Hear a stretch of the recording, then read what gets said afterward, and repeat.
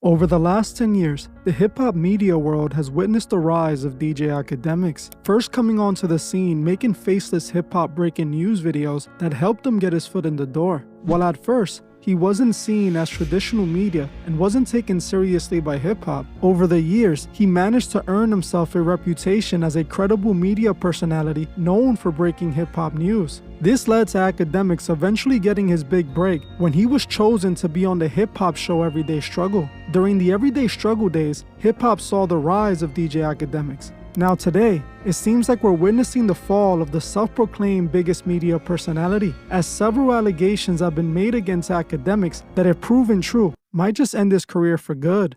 Hey guys, I hope all is well. Welcome back to The Truth Is, where I drop new videos every other day exposing the truth. In today's episode, we will be talking about the downfall of DJ Akademiks. Let's get right into it. On the surface, 2024 seems to be one of the best years for DJ Akademiks. Not only was he name dropped by both Drake and Kendrick Lamar during the beef of the century, but he was also named the #1 media personality by Complex News. It couldn't be going any better for Ak. His name mentioned by Drake and Kendrick only certified his already earned position as the biggest hip-hop media personality. Complex giving him the #1 spot on their list was only the icing on the cake. While he was having the best moments in his career, he was also going through the worst, as he was dealing with career-ending allegations made by one of his exes. During the time of this massive moment, Akademiks was dealing with a very public breakup with his ex-girlfriend Shay Glizzy. It appears that Shay was with Akademiks for about 2 years, and starting in 2023, the relationship started to fall apart, with Shay Glizzy coming out to make many allegations against Akademiks. When it appeared they first broke up, Shay Glizzy would go on to accuse Akademiks of putting his hands on her. She also leaked Akademiks' address, plus photos of his manhood,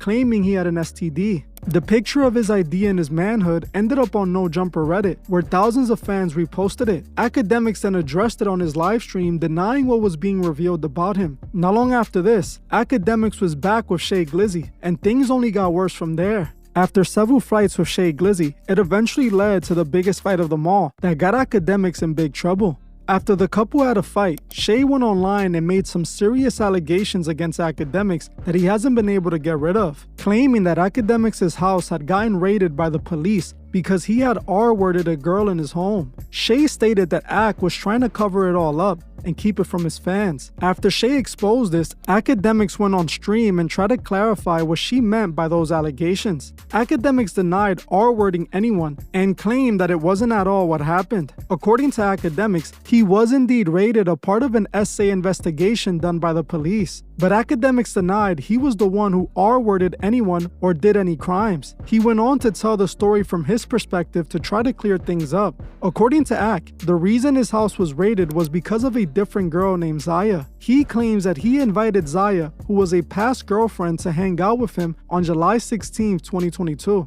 According to Ak, he paid for an Uber from Pennsylvania, where she lived, to his home in New Jersey. By the time Zaya arrived, Ak claims he was passed out after over-drinking at a party he was previously attending. Zaya was instead met by 2 of Akademiks' friends. This is when Zaya started hanging out with the 2 friends to wait on Akademiks. Now this is when the story changes depending on who tells it. According to Ak, Zaya willingly started drinking with his friends, and then they all ended up hooking up on Akademiks' pool deck. He woke her up in the morning after realizing she was in his home and she was clothless. Akademiks claims that he got a bad feeling about this and decided to check his security cameras, where he saw her hooking up with his friends on his pool deck. Akademiks claims he felt salty about this because he looked at her as his girlfriend. He then claims he decided to wake her up and ask her if she was okay with what she did the night before, with Ak claiming that she responded by saying she had a good time. Akademiks then confronted her about hooking up with his friends and then proceeded to order her a lift to drive her back home. On the way back home, Zaya called Ak and began questioning him about what he saw happen on the footage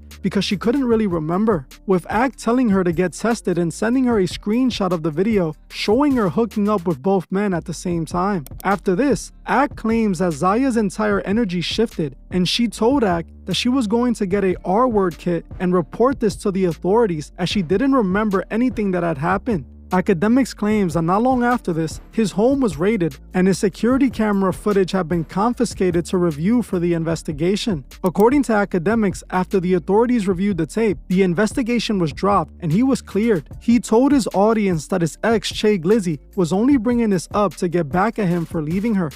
That night, and I brought it to her attention, like, yo, bro, I think you should go get tested. Like, see what I seen on the camera, like, yo, you gotta get tested. Bro, how you think you about to hold that against me? Oh, but I get it. Like, she's now looking at what everybody got going on. Oh, if people hear something about sexual assault, yeah, I'm sorry. Yeah, they raided my crib because something happened in my house in a mansion, and I used to invite mad people over. I invite nobody over now. I'm sorry. This is why when I meet y'all regular random people, oh, let's go to your house.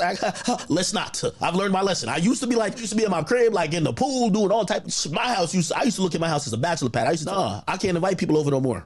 And even like friends and families, like if I'm not there, I don't want y'all there. Respectfully. So that's what she thinks she got against me. Cool. So I got that story out the way. Hold on. That's the thing she thought was like this big thing. Hey, we're going to say that the police raided your crib when you were asleep and a girl claims she got R-worded in your crib. Come on, bro. And chat, like, I know y'all going to say that. I ain't gonna lie, like, I don't even want to get into the homies conversation, bro. Bro, let's deal with one situation at a time, bro. Like, I'm just telling you what happened. It's just so shocking that Shorty just thought that she could hold this over my head. Like, but like, why do you think that I wouldn't, like, the only reason I never told it, because I paid $100,000 to a lawyer to handle this situation. That an accusation, because at first they were like, the cops was like, we don't know what happened. I'm telling the cops, it ain't got nothing to do with me. My crib. And they're like, well, it's your crib. They're bringing up all type of issues. Why didn't you ask you for the security tape? Why didn't you give it to her? And I said, I'm talking to the interrogation room.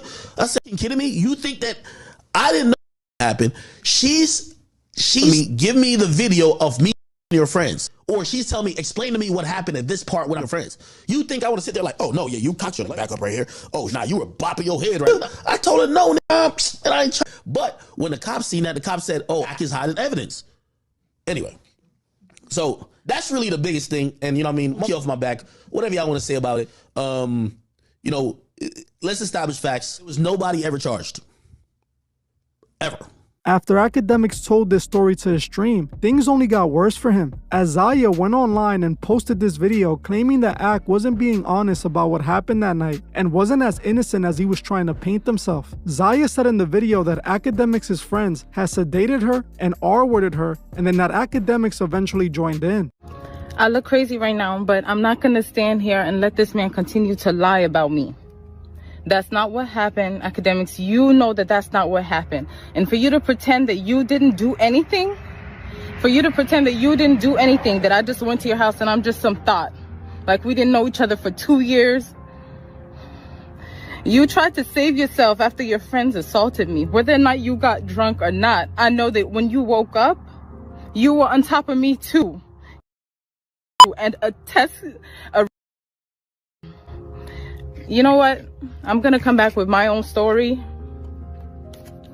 This what you wanted? You're about to get it. I've been quiet for way too long. A couple months after posting this video, Zaya then sued DJ Akademiks for essaying her, with the lawsuit telling a slightly different story from Akademiks. Zaya's story seems to paint Akademiks and his friends as monsters who sedated her and took advantage of her. According to Zaya's lawsuit against Ak, when she arrived at Akademiks' home, she was greeted by two of Ak's friends. She claims that not long after arriving at his home, his friends offered her an alcoholic beverage. She drank the beverage and was then offered to hang outside in the hot tub. She then claims when they were hanging out outside, Akademiks' friends came out with more beverages and began to force it onto her, claiming that after her second drink, she felt off like something was wrong, stating that she eventually started losing consciousness, and this is when Akademiks' friends began R-wording her at the same time. She claims the next thing she remembers is waking up on Akademiks' bed with Ak on top of her R-wording her. In the lawsuit, she alleged that she told Akademiks to stop, but Akademiks refused until he finished. Zaya claims that when she went to the authorities, they took on her case and investigated Akademiks, with the police finding sufficient evidence to pursue the case. Zaya claims that after the kit was done on her, they found Akademiks' DNA inside of her. Even though this was technically enough to arrest Ak,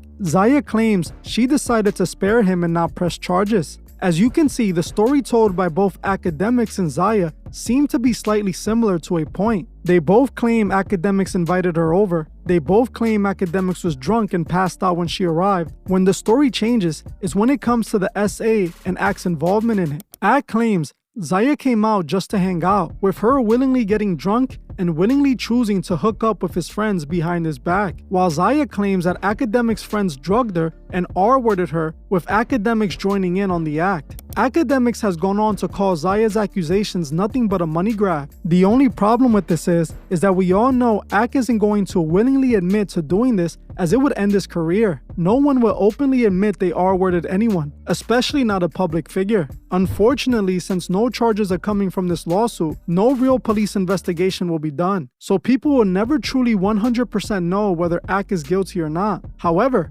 since the allegations have been made, other people online have come out to expose Ak for other inappropriate activities that make these accusations seem rather true. Since these allegations were made, some women on social media have come out exposing Akademiks as an alleged groomer. Yes, when I met AK, I was 21, he was 32. That's like a 12-year age difference. Like, he likes younger girls.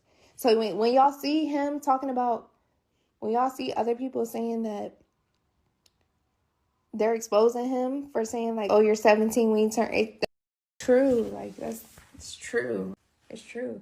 I know a lot of people be fans, but that's definitely true. Them girls were 15 and 16 years old in the house. I came to the house tonight because me and him been talking. He did an interview with Flacco. He's talking about, oh, it's not like that, this and that. We were on FaceTime, and I said, okay, I'm going to talk to you in person. I'm about to pull up. I fall asleep in the Uber. He's calling me while I'm in the Uber. I guess he's telling me not to pull up. I pull up to the house. I have a key to the house. And when I pull up to the house, it's two young-ass bitches in the crib. Like, I asked them personally, how old are y'all?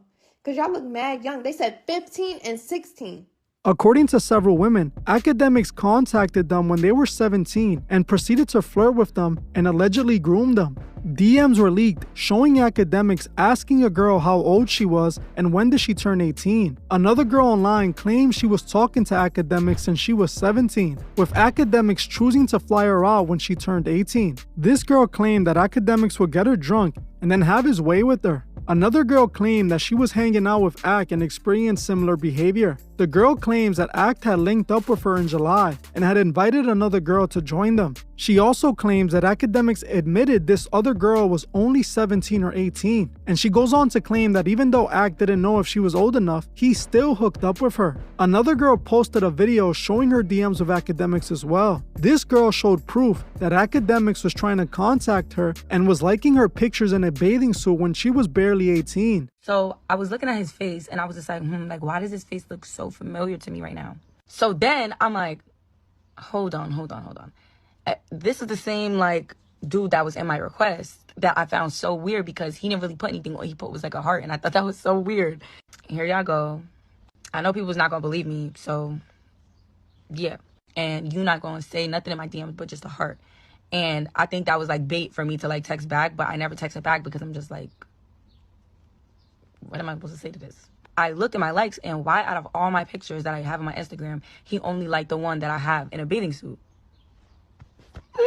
So mind you, I like looked at my likes and I didn't even remember dude's name for real. So I just put I am because that's all I like remembered. But I'm scrolling down and ding, ding, ding, he's right here under a picture with me on my bathing suit. Everybody that keeps saying like she's 18, like it's legal, she legal. You're weird. If you're literally waiting for girls to turn 18 just to, you know, do stuff with them, you're like, bro, like that's just weird. I don't understand what a 30-year-old would want to do with somebody that's 18 that didn't even graduate high school yet. I didn't graduate yet. Like, I'm still in high school. Like, I'm still in high school. At the end of the day, like, my mind, I'm still a child. I am still a child at the end of the day. I feel like sending a heart in my DMs and liking my picture is you fishing for me to respond to you. And I would think that was weird if he was trying to do that because I am 18, still living in my mama's house. Still got teddy bears on my goddamn bed. Like, come on. As you heard for yourself, she claimed that Ak liked her photo in a bathing suit and sent her a heart in her DMs. She also claims that she was barely 18 and still went to high school and lived with her parents when Ak was trying to hook up with her. While all of these were just allegations with barely any proof, things only get worse for Ak from then on, as an old video of Akademiks started floating around the internet where Akademiks straight up admits he hooks up with 17-year-olds, claiming that he doesn't care if a girl is 17 or 20, as long as she has a college ID. And to keep it real, if you think about it in the bigger scheme of things, there's not much difference between a 20 or a 17 or a 21 and a 17. Just kind of mean one's a minor and one's not a minor. But I will say, listen, I adopted this rule, which I think it was fine. I said, listen, man, as long as a chick got a college ID, she's getting f***ed. I don't care if she's 17. I don't care if she's 17 and a half. I don't care if she just turned 17. She's going to get this dick. As you heard for yourself, Ak pretty much confessed himself that he doesn't see the difference between a 17-year-old and a 20-year-old. Now, Akademiks has responded to this old clip by saying he was younger when he said this and that it was taken out of context. In my opinion, this doesn't make the situation any better, as it doesn't matter if he's in his 20s when he said this. Saying that it doesn't matter what age a girl is, when we all know it legally and morally does, just shows how Ak truly thinks. On top of all the allegations, one of Akademiks' close friends, Little Boom, was exposed for his disturbing behavior. Little Boom, who many saw as Ak's right-hand man, was caught in 4K at Walmart following underage girls recording them. Videos were posted online showing Little Boom following several girls around Walmart, touching and recording them. Little Boom was eventually arrested and charged with the crime. He tried to deny the allegations, with Ak at first defending him until things got worse as more video footage was leaked that he couldn't deny. Ak then disowned his own friend of many years live on stream. This to me is rather interesting, as here we have another one of Akademiks' close friends being accused of doing something horrible to young girls. It's kinda hard for me to believe Akademiks didn't know about Little Boom's behavior, especially since it seems he keeps on picking friends who do things like this. Add this with Akademiks' relationship with another rapper who's accused of liking them young, you start to see a concerning pattern. Akademiks seems to have a close relationship with the biggest rapper in the world, Drake. Not surprisingly, Drake is another rapper who's recently been exposed for grooming and liking them young. During the Drake and Kendrick beef, Kendrick dissed Drake by bringing up the rumors that Drake likes to go after them young. What's interesting about this is that the entire time these allegations were made, Ak was heard defending Drake, claiming that there was no credible proof that Drake was into them young. During one of Akademiks' live streams, one of his fans brings up an old video of Drake performing that started to go viral after the Kendrick diss. The video showed Drake on stage performing with a girl. Drake is seen holding the girl close and flirting with her. This is when Drake asked her how old she was, and she responded by saying she was only 17. After finding out her age, instead of having her removed from the stage, Drake proceeds to kiss her and compliment her body. While Ak was live streaming, one of his fans asked Akademiks about this video, with Akademiks claiming that he never saw the video of Drake doing that. Remember. Okay. All right, bro. You ignoring the video of him going on stage with a 17-year-old and basically filling her up. Right, bro. I never seen that video. I never seen the video. I never seen the video. So I mean, you almost pulled it up, but you stopped yourself. Smart thing to do, but you stopped yourself. I never seen the video, and to keep it real, and just because I'm kind of wrapping up stream, like, you know, I would play, but I guess I'll play it next time. Remind me, but I never seen it. Oh, okay. So then, as you heard for yourself, Ak claims that he didn't see the viral video from many years back. When he's told to play the video on stream, he claims the stream is about to be over, so he'll play it on the next one. He was obviously deflecting and trying to play dumb because he knew there was no way of defending these allegations. The fact that Akademiks chose to defend Drake, even though there was plenty of proof that Drake is into them young, only makes him look more suspicious and guilty. Considering Ak stating that he doesn't see a difference between 17-year-olds and 20-year-olds, and also having friends who sedate and R-word women or that follow little girls around Walmart taking pictures of them, or even his friendship with Drake, who was caught being creepy on many occasions, it's not far off to think that Akademiks is a creep himself, who's into those activities as well. As why else would he surround himself with such people? I understand if he chooses one bad friend, but everyone around him seems to be into these activities. Now, it's important I bring up the fact that there has not been any criminal charges made against Akademiks. This was rather interesting to me because Zaya claims